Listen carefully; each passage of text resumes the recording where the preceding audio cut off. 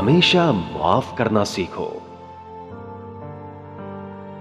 क्योंकि माफ करना इस बात की दलील है कि तुम्हें वो रिश्ता अपनी अना से ज्यादा अजीज है। बाज़ दुआएं रब का फैसला नहीं बदलती, बल्कि तुम्हारा दिल बदलकर उसे रब के फैसले के मुताबिक कर देती है।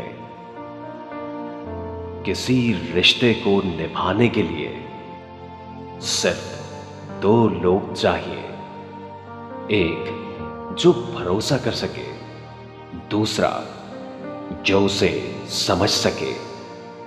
अपने दिल में उतरने वाले सवाल का जवाब बाहर ढूंढो, क्योंकि अपने ही सवाल का खुद ही जवाब देना इंसान को अकेला कर देता है।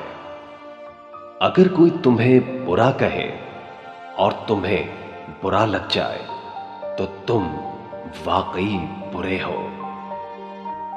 माजी में जीना छोड़ दो, बल्कि जो दस्तयाब है उसी में खुशियां तलाश करो।